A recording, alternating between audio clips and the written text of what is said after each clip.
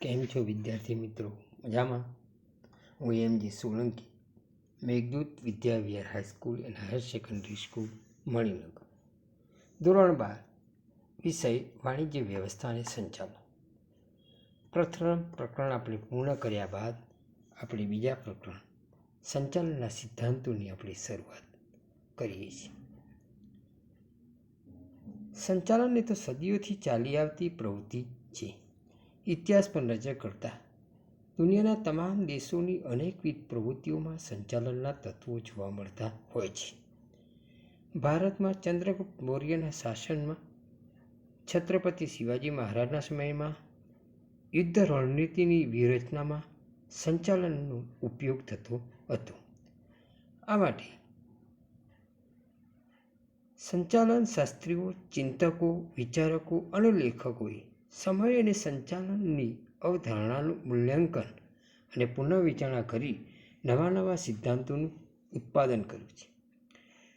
Frederick Taylor, Henri Fayol, Gilbreth, Max Weber, ચેસ Barnard, Peter F Drucker કે C K. Prahlad જેવા સંચાલન શાસ્ત્રીઓએ સંચાલન અંગે વિવિધ સિદ્ધાંતો આપ્યા છે. તો આપણે હવે સંચાલનના સિદ્ધાંતો વિશે આપણે આગળ જોઈએ. સંચાલનના સિદ્ધાંતોનો અર્થ. સંચાલનના સિદ્ધાંતો એ સંચાલકો માટે એક માર્ગદર્શક રૂપ છે. હકીકતમાં સંચાલનના સિદ્ધાંતો એ નિયમો નથી, માત્ર ધારણાઓ, રૂઢિઓ અને અનુભવનો એક નિચોડ છે. જુદા જુદા સંચાલન શાસ્ત્રીઓએ જુદી જુદી પરિસ્થિતિમાં મેળવેલ તારણોને આધારે સંચાલનના સિદ્ધાંતો આપ્યા છે. આપણે સંચાલનના સિદ્ધાંતોનો એક સરળ અર્થ સમજીએ. ધંધાકીય એકમમાં માનવ વર્તણૂકને સાનુકૂળ કરવા માટે અમુક નિયમો, સિદ્ધાંતો ઘડવા પડે છે, જેથી ધ્યેય સિદ્ધિ સરળ બને. આ સિદ્ધાંતોને સંચાલનના સિદ્ધાંતો કહે છે. હવે આપણે સંચાલનના સિદ્ધાંતોનો ખ્યાલ વિશે જોઈએ. સંચાલન કળા અને વિજ્ઞાનનો સમન્વય છે. વિજ્ઞાન હોવાથી તેમાં સિદ્ધાંત હોય એ સ્વાભાવિક છે. શુદ્ધ વિજ્ઞાનની માફક સંચાલનના સિદ્ધાંતો જડ નથી, પરંતુ પરિવર્તનશીલ છે. બદલાતી જતી પરિસ્થિતિ અને માનવ વર્તણૂક સાથે સંચાલનના સિદ્ધાંતો સંબંધ ધરાવતા હોય છે. માટે સંચાલનના સિદ્ધાંતોમાં સમયાંતરે એમાં ફેરફાર થતો જોવા આપણને મળતો હોય છે. હવે આપણે સંચાલનના સ્વરૂપ વિશે આપણે જોઈએ. આપણે અગાઉ જોયું કે સંચાલનના સિદ્ધાંતો વ્યવહારુ તાણ છે, જડ નથી. આ સિદ્ધાંતો કાર્ય કરવા માટેની માર્ગદર્શક તરીકે આપે છે. કાર્ય અને કારણનો સંબંધ ધરાવતા હોય છે. સંચાલનના જુદા જુદા કાર્યો આયોજન, વ્યવસ્થાતંત્ર, દોરવણી, અંકુશ વગેરે જે સંચાલનના સિદ્ધાંતોને આધારે સંચાલક એના નિર્ણયો લઈ શકે છે. તો આપણે સંચાલનના સિદ્ધાંતોનું સ્વરૂપ સમજવા માટે આપણે મુદ્દાઓને આધારે એની સમજૂતી પ્રાપ્ત કરી. પહેલો મુદ્દો છે સાર્વત્રિક સ્વીકૃતિ. સંચાલનના સિદ્ધાંતો મોટાભાગના ધંધાકીય એકમોને લાગુ પડી શકાતા હોય છે. જ્યાં માનવીય સમૂહમાં માનવ પ્રયત્નોને આધારે કામ કરતા હોય ત્યાં સંચાલનના સિદ્ધાંતોની આવશ્યકતા જરૂરિયાત રહેતી હોય છે. દરેક ધંધાકીય એકમ પોતાનો પ્રકાર, સ્વરૂપ, પ્રવૃત્તિ અને કદ મુજબ સંચાલનના સિદ્ધાંતોનો ઉપયોગ કરતા જોવા મળતા હોય છે. બીજો મુદ્દો છે પરિવર્તનશીલ. સંચાલનના સિદ્ધાંતો એ જડ નથી, પરંતુ પરિવર્તનશીલ છે. બદલાતી જતી પરિસ્થિતિમાં જ્યાં ફેરફાર થાય એમ સંચાલનના સિદ્ધાંતોમાં પણ ફેરફાર થતા જોવા મળે છે. દાખલા તરીકે કાર્ય વિભાજનનો સિદ્ધાંત તો મોટા એકમોમાં સમાન રીતે લાગુ કરી શકાય છે, પરંતુ નાના એકમમાં એની માત્રાના આધારે કાર્ય વિભાજનનો સિદ્ધાંત લાગુ કરી શકાતો નથી હોતો. ત્રીજું છે સામાન્ય માર્ગદર્શિકા. સંચાલનના સિદ્ધાંતો એ જુદી જુદી પરિસ્થિતિમાંથી જુદા જુદા નિષ્ણાતો દ્વારા થયેલા અનુભવોની ફળશ્રુતિ છે. સંચાલન કરતી વખતે એકમમાં અનેક જટિલ સમસ્યાઓ આવતી હોય છે. તો આ સમસ્યાનું સ્વરૂપ એકમના કદ અનુસાર અલગ અલગ હોય છે. તો દરેક પરિસ્થિતિમાં એક સરખું પરિણામ આપી શકતા હોતા નથી. માટે આ સંચાલનના સિદ્ધાંતો એકમ માટે ચુસ્ત રીતે લાગુ પાડી શકાતા હોતા નથી. સંચાલનના સિદ્ધાંતો માર્ગદર્શક તરીકે સાનુકૂળ પરિસ્થિતિમાં ઉપયોગ કરી અને ઇચ્છિત પરિણામો મેળવવાનું કાર્ય કરે છે. માનવ વર્તણૂક પર આધારિત સંચાલનમાં માનવ કેન્દ્ર સ્થાને હોય છે. માટે માનવી દ્વારા સંચાલનના સિદ્ધાંતો એ માનવ વર્તણૂક પર મોટી અસર જન્માવતા હોય છે. આ સિદ્ધાંતો માનવ વર્તણૂક સાથે સીધો સંબંધ ધરાવે છે. માટે એક મનોવૈજ્ઞાનિક બાબત ગણવામાં આવતી હોય છે. આકસ્મિકતા સંચાલનના સિદ્ધાંતો લાગુ પાડવા માટેનું એક તત્વ આકસ્મિકતા છે. કોઈ ચોક્કસ અનિવાર્ય પરિસ્થિતિમાં આ સિદ્ધાંતનો ઉપયોગ કરી જરૂરી નિર્ણય લઈ એકમમાં તે સિદ્ધ સરળ બનાવી શકાતી હોય છે. સંચાલનના સ્વરૂપનો ખ્યાલ મેળવ્યા બાદ સંચાલનના સિદ્ધાંતોનું ધંધામાં શું જરૂરી છે? તો સંચાલનના સિદ્ધાંતો એ સંચાલકીય વર્તણૂકને દીર્ઘદ્રષ્ટિ પૂરી પાડે છે. સંચાલન કાર્યને ખૂબ જ પ્રભાવિત કરે છે. ધ્યેય સિદ્ધિ માટે ખાસ એનો ઉપયોગ કરવામાં આવે છે. તો આપણે સંચાલનના સિદ્ધાંતો કોઈ એકમ માટે ચાવીરૂપ ભૂમિકા ભાગ ભજવે છે તેનું મહત્ત્વ આપણે સમજીએ. પહેલું જે સંચાલકીય કાર્યક્ષમતામાં વધારો. સંચાલનના સિદ્ધાંતો સંચાલકોને વિવિધ પ્રકારની પરિસ્થિતિમાં કેવી રીતે ક્યારે કેવી રીતે કાર્ય કરવું તે અંગેનું માર્ગદર્શન પૂરું પાડે છે, જે એકમની પદ્ધતિમાં સુધારો લાવે છે અને કાર્યક્ષમતામાં પણ વધારો કરે છે. બીજો મુદ્દો છે સાધનોનો ઇષ્ટતમ ઉપયોગ અને અસરકારક વહીવટ. ધંધાકીય એકમમાં પ્રાપ્ત થતા માનવ અને ભૌતિક સાધનો મોટેભાગે મર્યાદિત હોય છે. તેનો ઇષ્ટતમ ઉપયોગ કરવો અનિવાર્ય હોય છે. ઇષ્ટતમ એટલે વધારેમાં વધારે ઉપયોગ કરવો, જે સંચાલનના સિદ્ધાંતોને આધારે આ સાધનોનો વધારે ઉપયોગ કરી શકાય છે અને વહીવટ પણ અસરકારક કરી શકાતો હોય છે. વૈજ્ઞાનિક અને તાર્કિક નિર્ણયો માટે મદદ. નિર્ણયો હંમેશા હકીકતો, વૈચારિક અને લેવાયેલ હેતુને આધારે નક્કી થતા હોય છે. તો આ નિર્ણયો સમયસર, વાસ્તવિક રીતે પૂર્ણ અને અસરકારક થાય તે માટે સંચાલનના સિદ્ધાંતોનો ઉપયોગ થતો હોય છે. બદલાતા જતા ધંધાકીય પર્યાવરણને પહોંચી વળવા. સામાન્ય રીતે સંચાલનના સિદ્ધાંતો એ સમાજ માટે માર્ગદર્શક રૂપ બને છે. બદલાતી જતી પરિસ્થિતિમાં બદલા જતા ધંધાકીય પર્યાવરણને પહોંચી વળવા પણ સંચાલનના સિદ્ધાંતોની જવાબદારી બને છે. પાંચમું, સામાજિક જવાબદારી અદા કરવા. ધંધો એ સમાજનું એક અવિભાજ્ય અંગ છે. નફાને ધંધાનો એક અંગ ગણવામાં આવે છે, પરંતુ એકમાત્ર ધ્યેય નથી. સમાજનું ઉન્નતિ અને વિકાસ કરવો એ પણ ધંધાનો એક અંગ ગણવામાં આવે છે. માટે સંચાલનના સિદ્ધાંતોનો અસરકારક ઉપયોગ કરી સમાજની જવાબદારી અદા કરવી એ પણ એક ધંધાનું એક લક્ષ્ય હોય છે. સંશોધન, તાલીમ અને વિકાસ માટે ઉપયોગી. સંચાલનના સિદ્ધાંતો સંચાલનની વિચારધારાનો મુખ્ય ભાગ છે. સિદ્ધાંતોનો ઉપયોગ દ્વારા જ તાલીમ, શિક્ષણ અને વિકાસનું કાર્ય શક્ય બનતું હોય છે. અને વિવિધ ધંધાકીય એકમમાં નિમણૂક માટે જે અભિરુચિ કસોટી લેવામાં આવે છે, આ અભિરુચિ કસોટીઓમાં પણ સંશોધન કરવામાં આવેલ હોય છે. તે સંચાલનના સિદ્ધાંતોનો અમલ કરીને, ઉપયોગ કરીને યોગ્ય કર્મચારીની નિમણૂક કરવામાં આવતી જોવા મળે છે. સંચાલનના સિદ્ધાંતોનું મહત્ત્વ સમજ્યા બાદ સંચાલનની જુદી જુદી વિચારધારાઓ છે. હવે સંચાલન ક્ષેત્રે વિવિધ સંશોધનો, અભ્યાસો અને પરિણામોને આધારે સંચાલનની વિચારધારાનો વિકાસ થયો. વિચારધારાઓ તેના વિશિષ્ટ દ્રષ્ટિબિંદુની રજૂઆત છે. વિચારધારાઓમાં પણ અનેક સંચાલન શાસ્ત્રીઓ અલગ અલગ મત આપ્યા છે. તો આપણે જુદા જુદા સિદ્ધાંતો આપ્યા છે, એને આધારે સંચાલનની જુદી જુદી જે વિચારધારાઓ છે એ વિચારધારાઓ આપણે જોઈએ. પહેલી છે પ્રશિષ્ટ વિચારધારાઓ. પ્રશિષ્ટ વિચારધારામાં 19મી સદીના અંત સુધીમાં જે વિચારધારાઓ રજૂઆત થઈ એ વિચારધારાઓને પ્રશિષ્ટ વિચારધારા તરીકે ઓળખવામાં આવે છે. આ વિચારધારામાં મુખ્ય પ્રણેતાઓ સંચાલન શાસ્ત્રીઓમાં Frederick Taylor, Max Weber, Gilbert, Henri Fayol વગેરે હતા. એમાં પ્રશિષ્ટ વિચારધારામાં ટેલરનો ફાળો ખૂબ જ મહત્વનો હતો.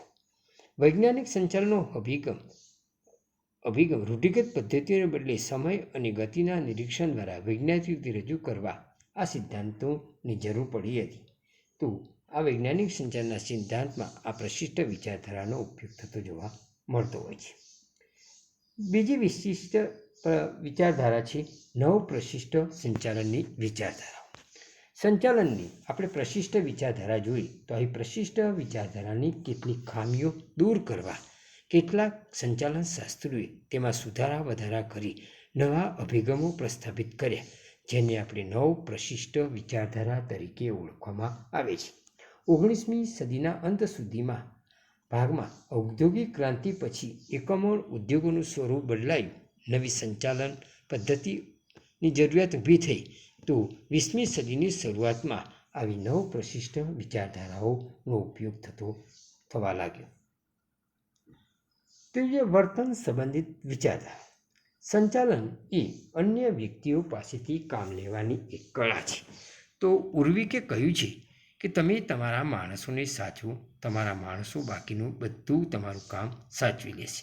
તો કર્મચારી કે વ્યક્તિ એકમમાં ખૂબ જ મહત્વનું સ્થાન ધરાવે છે. સંચાલન એ અન્ય વ્યક્તિ મારફતે કામ થતું હોવાને કારણે માનવ વ્યક્તિઓ વચ્ચે આંતરવ્યક્તિ સંબંધોનો અભ્યાસ બની રહે છે. તો સંચાલકીય કાર્યમાં આવી વર્તન સંબંધિત વિચારધારામાં કર્મચારીનો કાર્ય સંતોષ અને કાર્યક્ષમતા વધારવા પર ભાર મૂકવો જરૂરી છે. આધુનિક વિચારધારાઓ. ઈસવીસન 1960 પછી ઉદ્યોગો અને ધંધાકીય એકમોના સ્વરૂપમાં પરિવર્તન આવ્યું. તો આ પરિણામ સ્વરૂપે સંચાલનમાં વિશિષ્ટ અભિગમની જરૂરિયાત ઊભી થઈ. સંચાલન એ માત્ર ધંધાકીય એકમનું ચેતન રહેતા સંચાલકનો કે વિશિષ્ટ વ્યવસાય પણ વર્ગ ગણાય છે. માટે સંચાલનની સાથે મનોવિજ્ઞાન, સમાજશાસ્ત્ર, આંકડાશાસ્ત્ર, ગણિતશાસ્ત્ર, કોમ્પ્યુટર, ઇન્ફોર્મેશન ટેકનોલોજી આ બધી ઉપયોગ આ વિચારધારામાં હિમાયત કરવામાં આવી. તો આ વિચારધારામાં કુંતજ, ઓડોનલ, જ્યોર્જ આર ટેરી જેવા સંચાલન શાસ્ત્રીઓએ પોતાનું પ્રદાન આપ્યું અને આવી વિચારધારાઓ એની રજૂઆત કરી. હવે આપણે સંચાલનની વિચારધારાઓનો અભ્યાસ કર્યા બાદ ફ્રેડરિક ટેલર એ વૈજ્ઞાનિક સંચાલનનો સિદ્ધાંત આપ્યો છે. તો આ પ્રશિષ્ટ વિચારધારામાં જ મહત્વનું યોગદાન આપનાર ફ્રેડરિક ટેલરે સંચાલનનો અંગે વૈજ્ઞાનિક સંચાલનનો સિદ્ધાંત આપ્યો છે. તો એ વૈજ્ઞાનિક સંચાલનના સિદ્ધાંતો તરીકે વૈજ્ઞાનિક સંચાલનના એમને પિતા તરીકે પણ ગણવામાં આવતા હોય છે. સામાન્ય રીતે ધંધાકીય સંચાલનમાં બે વર્ગો ખૂબ જ મહત્વ હોય છે: માલિકો અને કામદારો. માલિકો એટલે કે સંચાલકનો મુખ્ય હેતુ નફા અને સંપત્તિના મહત્તમીકરણ હોય છે, જ્યારે કર્મચારીઓને વધુ વેતન, તેમના કાર્યમાં સંતોષમાં રોષ વગેરે હોય છે. આ પરિણામે બંને જૂથો વચ્ચે ધ્યેયની એકસૂત્રતા જાળવવામાં સંઘર્ષ થતો જોવા મળે છે. અહીં જેને હુકમનો નિયમ રૂલ ઓફ થમ્બ કહે છે, એટલે કે રૂઢિગત પદ્ધતિમાં મજૂરોને હુકમ અનુસાર કાર્ય કરવા ટેવાયેલા હોય એમને હુકમ આપવામાં આવે તો જેને રૂલ ઓફ થમ્બ કહેવામાં આવતો જોવા મળે છે. હવે આપણે વૈજ્ઞાનિક સંચાલન અંગના અર્થ એની વ્યાખ્યાઓ વિશે આપણે જોઈએ. વૈજ્ઞાનિક સંચાલન એટલે કોઈપણ ખાસ એકમમાં કે કારખાનામાં કર્મચારીઓના પક્ષે સંપૂર્ણ માનસિક ક્રાંતિ સર્જવી. તો એને આપણે વૈજ્ઞાનિક સંચાલન તરીકે ઓળખવામાં આવતું હોય છે. સંચાલન આપણે વ્યાખ્યા જોઈએ વૈજ્ઞાનિક સંચાલનની. તો ફ્રેડરિક ટેલરે વૈજ્ઞાનિક સંચાલનની વ્યાખ્યા આપી જે અગાઉ આપણે જોઈ ગયા કે તમે તમારા માણસો પાસે શું કરાવવા માગો છો એ જાણવું અને તેઓ ચોક્કસ રીતે ઓછામાં ઓછા ખર્ચે કામ કરે તે જોવું, જેને આપણે વૈજ્ઞાનિક સંચાલન તરીકે ઓળખવામાં આવતું હોય છે. ફ્રેડરિક ટેલર એ પોત પણ એક એન્જિનિયર હોવાને લીધે અભ્યાસને આધારે કામદારોને ઊંચા અને ઉત્તેજક વેતન નહીં મળે ત્યાં સુધી કાર્યક્ષમતાથી કામ નહીં કરે માટે કામ કરવા માટે કર્મચારીઓને પ્રોત્સાહિત કરે છે. તો એક કામ કરો વૈજ્ઞાનિક સંચાલનમાં મંચે 3 મુખ્ય બાબતો આપણને ખાસ જોવી જરૂરી છે. એક, દરેક કામદારની તેની બુદ્ધિ અને શક્તિ અનુસાર કામની સોંપણી કરવી જોઈએ. બીજું, દરેક કક્ષા અનુસાર મહત્તમ કરવા બદલ કામદારોને સૂચના આપવી જોઈએ અને જે વ્યક્તિઓ ઝડપથી કાર્ય કરે એ કામદારને તેમની કક્ષાના વેતન કરતાં 30 થી 100% દરે વેતન વધારે આપવું જોઈએ. હવે આપણે વૈજ્ઞાનિક સંચાલન એટલે કે ફેડરિક સંચાલન પિતા ગણાય છે. તો આ વૈજ્ઞાનિક સંચાલનના સિદ્ધાંતો ફેડરિક ટેલરે કયા આપ્યા છે એ આપણે જોઈએ. પહેલું છે વૈજ્ઞાનિક પદ્ધતિ. વૈજ્ઞાનિક સંચાલનમાં કાર્ય કરવા માટે રૂઢિગત પદ્ધતિનો ઉપયોગનો ત્યાગ કરી નવી વૈજ્ઞાનિક પદ્ધતિ અપનાવવી જોઈએ. કાર્યનું નિરીક્ષણ વિશ્લેષણ એ વૈજ્ઞાનિક પદ્ધતિ દ્વારા કરવો જોઈએ. બીજું આયોજન અને અમલીકરણ. વૈજ્ઞાનિક સંચાલનમાં રૂઢિગત પદ્ધતિની જેમ કામદારો આયોજન અને અમલીકરણ કરે એને બદલે આયોજનનું કામ નિષ્ણાત વ્યક્તિઓ દ્વારા કરી અને એનું અમલીકરણ કરાવવું જોઈએ. તેવી રીતે કાર્ય વિશ્લેષણ. વૈજ્ઞાનિક સંચાલનમાં ઓછો ખર્ચ અને ઝડપી કામ કરવા માટે કાર્ય વિશ્લેષણ એ ઉત્તમ છે, જેથી સમય નિરીક્ષણ અને ગતિ નિરીક્ષણ અને થાક નિરીક્ષણનો પણ અભ્યાસ કરી પડતર જાણી ઉત્પાદકમાં પણ વધારો કરી શકે છે. ચોથું પ્રમાણીકરણ. પ્રમાણીકરણ અને સરળીકરણ એ વૈજ્ઞાનિક પ્રક્રિયા છે જે અગાઉથી જ થવી જોઈએ. તો આ સાધનો, સમય, કામકાજની સ્થિતિ વગેરે બાબતો માટે પ્રમાણીકરણ જરૂરી બને છે. વૈજ્ઞાનિક પસંદગી અને તાલીમ. કામદારોની પસંદગી પણ યોગ્ય રીતે વૈજ્ઞાનિક ધોરણે થવી જોઈએ અને નવા નિમાયેલા કર્મચારીઓના શિક્ષણ, કૌશલ્ય, આવડત, શારીરિક શક્તિ, તાલીમ વગેરે માપદંડ એ વૈજ્ઞાનિક રીતે નક્કી કરવું જોઈએ. છઠ્ઠું છે નાણાકીય ઉત્તેજન. કુશળ કામદારોને નાણાકીય અને અન્ય પ્રકારના ઉત્તેજનો આપવા, જેથી વિવિધ પ્રકારની ઉત્તેજક વેતન યોજનાઓને અમલ કરવામાં આવે તો કર્મચારીઓ વધુ ઉત્પાદન કરી શકે છે. કરકસર. વૈજ્ઞાનિક સંચાલનના અમલ દરમિયાન માત્ર વૈજ્ઞાનિક અને ટેકનિકલ આધારો ધ્યાનમાં ન લેતા ઓછી પડતર પર ભાર મૂકવો જોઈએ. પડતર અંદાજપત્ર, પડતર અંકુશ વગેરે પદ્ધતિ અપનાવવી જોઈએ. માનસિક ક્રાંતિ. માલિકો અને મજૂરો વચ્ચે ધ્યેયની સિદ્ધિ માટે માનસિક ક્રાંતિ સર્જવી એ વૈજ્ઞાનિક સંચાલનના સિદ્ધાંતોનો મહત્વનો મુદ્દો છે, જેથી માલિકો અને કામદારો વચ્ચે તણાવમાં ઘટાડો થાય અને ધ્યેય સિદ્ધિ પણ સરળ બની શકે. હવે વૈજ્ઞાનિક સંચાલનના સિદ્ધાંતોની પ્રયુક્તિઓ એટલે કે પ્રકાર વિશે આપણે જોઈએ, જેમાં સમય નિરીક્ષણ, ગતિ નિરીક્ષણ અને ભિન્ન વેતન દરની પદ્ધતિ. સમય નિરીક્ષણ અને ગતિ નિરીક્ષણ એ ખાસ બંને ટૂંકા પ્રશ્નમાં તરીકે પૂછવામાં આવતા હોય છે. સમય નિરીક્ષણ એટલે કોઈપણ કાર્યનો ભાગ પૂર્ણ કરવા જેટલો સમય લાગે તે અંગે વૈજ્ઞાનિક રીતે કરવામાં આવતો અભ્યાસ એટલે સમય નિરીક્ષણ. એટલે કે કાર્ય કરવા માટે સામાન્ય સંજોગોમાં જે સમય નક્કી કરવામાં આવે એ પ્રમાણ સમય કહેવામાં આવે છે અને સમયમાં જ કાર્ય પૂરું થવું જોઈએ. તેને સમય નિરીક્ષણ તરીકે ઓળખવામાં આવે છે. ગતિ નિરીક્ષણ એટલે શું? તો ગતિ નિરીક્ષણ એટલે બિનજરૂરી ખોટી દિશામાં થતા બિનકાર્યક્ષમ હલનચલનમાંથી ઉદ્ભવતા બગાડને દૂર કરવાની પદ્ધતિ.